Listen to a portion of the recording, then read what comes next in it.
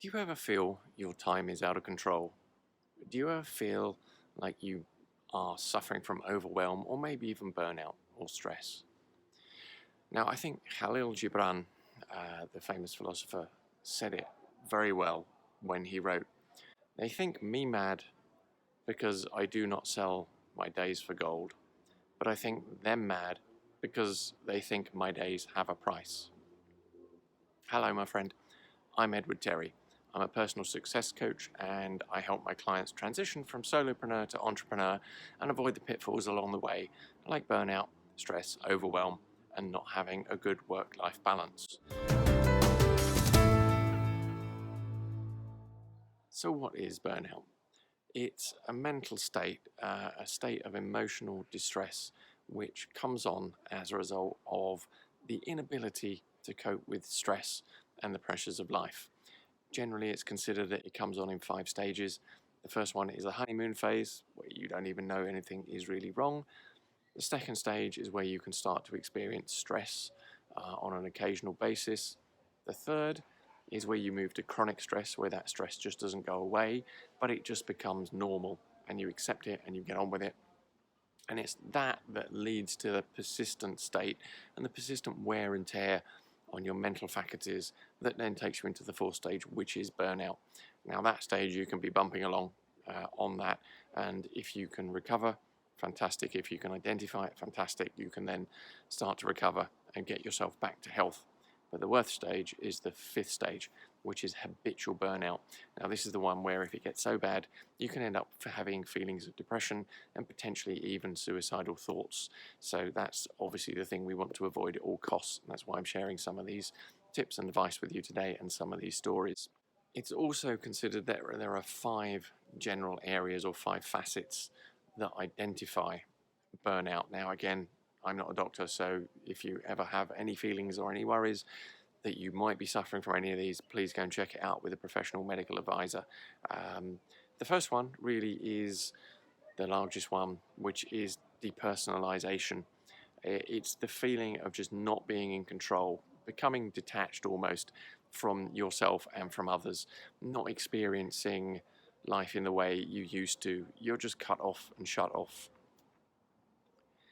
The second one can often be confused with laziness.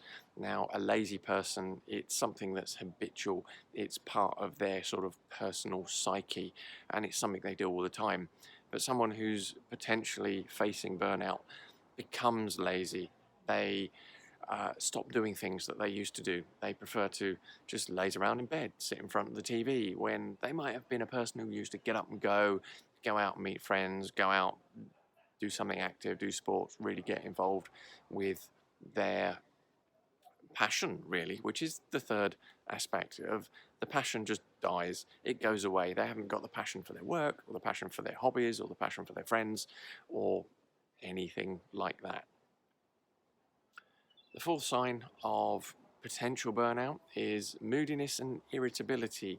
Now, again, this could be a habitual trait of a person who suffers from this day in, day out, and not necessarily a sign of burnout, but someone who has shifted from being a positive, outgoing, chirpy individual might be having a burnout issue or a stress issue if they become moody and irritable when they never used to be. So it could be a warning sign. Now, the fifth one, which again is another large area, is really neglecting self-care. Not changing your clothes, not brushing your teeth, not taking care of your hair, not washing, not looking after your diet, not exercising, not really looking after yourself, really just not giving a damn about anything anymore. So, what can we do about that, and how can we address these things? Now, the key area to me in this about recovery or even prevention of burnout really is in that last topic about the self-care. I was chatting to one of my coaches at the end of last week, and he was saying that he's noticed such a huge change in me, even in just the last 6 months. And I'm a much more positive, enthusiastic, and lively individual. And he found that actually infectious and very motivating, which I was amazed when he said that to me. And that has really come through the shift that I've experienced over the last 18 months since I experienced burnout. And there are a few areas of life that you really need to start looking into in general. And I think these work holistically for anybody, irrespective of whether you might be suffering from stress, chronic stress, or even facing or have faced burnout. They are to have a good work-life balance. Now, people who run their own business tend to work all the hours that God sends, and there is a certain need to invest your time correctly in that, not just throw all your time away into one project. Now, this is part of what I talk about in the coaching that I do. That balance is not about saying, okay, I work 8 hours a day, I do nothing else for the other 8 hours a day, but it's to balance all the aspects of your life holistically so that everything fits together, that you're working towards your dreams, you're working towards your passions, but you're not neglecting the other areas of your life that are important. The second is to be realistic about your workload and just say, okay, no is an important word in my vocabulary now. I can't do all of that work in one day. It's going to take me a week, or it will take me a month, or I need to split it up. Or the third one, as again I mentioned in the beginning, ask for support. It's not a weakness to do that. It's actually a strength, because what you're saying is, I'm not giving up, but I'm going to need somebody to help me get to the next stage, get to the next level.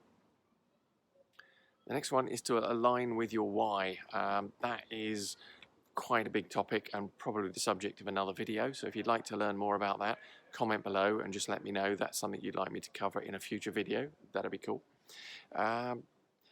The next three are three that I have really embraced. One is to have a healthy diet. Now, I used to have a healthy diet anyway, but I'm just even more conscious of that now. I've cut out pretty much every processed food that I can from my diet, and it's amazing how much of the stuff is processed that you think is healthy.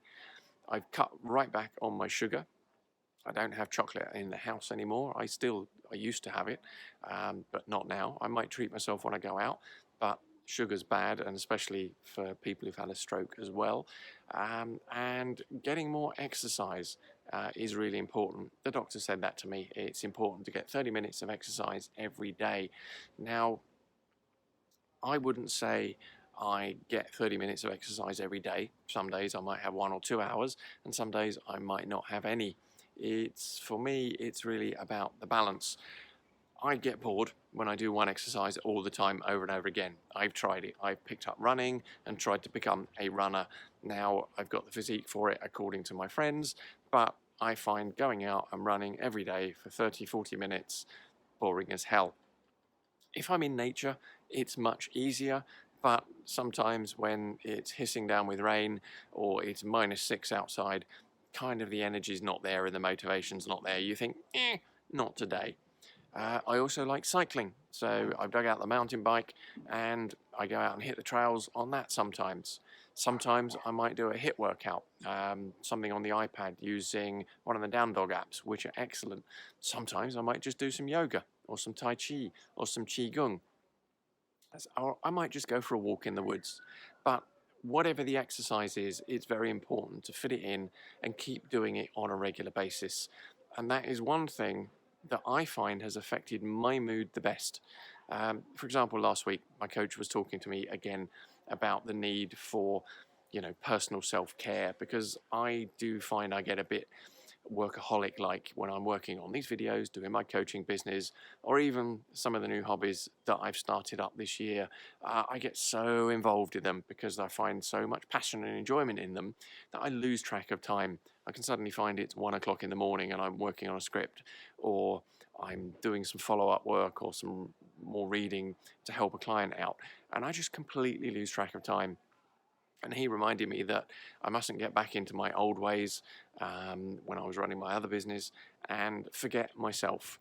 I must take out that time for self-care. So on Friday, after I'd had a chat with him, I literally said, okay, to hell with it. I'm not going to finish this now. Down tools. That's my work done for the night. Had a bite to eat, sat and watched a crappy movie on TV, completely zoned out from the daily grind, and then just chilled out. Did a little bit of meditation and went to bed. I slept like a baby. It was fantastic. got up the next morning and thought, right, what can I do? Oh, I really need to get this done and this done and this done, and my to-do list is enormous. And I went, no, hang on a minute, got to have that reset. I keep talking about it to my clients, I talk about it to my friends. No, I'm going to own my morning now. I'm going to sit down and focus. What do I need to do? I need my self-care. Okay, I'm going to do that before I do anything else. Got on my bike and went out for a ride. Planned to go out for an hour. Actually, was out for 2 hours. Had an absolute blast. Came back knackered and a lovely shower. Now, I did take my phone with me and my tripod, strapped it on my back in my backpack, and a couple of times on the ride, I did stop and do a bit of time-lapse video, filmed a babbling brook, which I'll probably use in one of the meditation videos, and did a little bit of work to build up my library. Now, yes, it was technically work, but sitting there next to a babbling brook for 5 minutes doing absolutely nothing while the camera records it forces you again to chill out. So a little bit more mindfulness, a little bit more meditation, and at the end of that 2 hours when I got back, I felt on top of the world and I was ready for my day. Had a shower, had one of my super smoothies, a little bit of protein, plenty of berries and a few other ingredients in there that I mix up, and then I was ready for the day. I got straight into it, I powered on through, did some of my script work, planned a few things out, and I cracked on, and I felt amazing. And I must admit, if there's one thing I would say, do not give up on, it's your self-care and exercise. Get out and do something, even if it's just some stretching for 5 or 10 minutes a day, or even break up the day and have a stretch, have a walk every hour or two. Just take 5 minutes, go for a walk at lunchtime. Taking that time for yourself and your self-care is the one thing that really is helping me get back on the road and really power on through. And it's not something I'm going to neglect anymore, because I know it's the one thing, the one piece of currency that is so valuable in my personal health, which is my number one value, that's going to make the big difference. So that's my big tip today for burnout and self-care. So click that like button if you learned anything today, and remember to subscribe and click that notification bell so you don't miss a beat as I put out videos on mindset, motivation and meditation every single week. Remember to comment below if there's something that really inspired you, or comment below if there's something you'd like me to talk about more in future videos. Thanks for tuning in today. I'm Edward Terry, your personal success coach. Peace.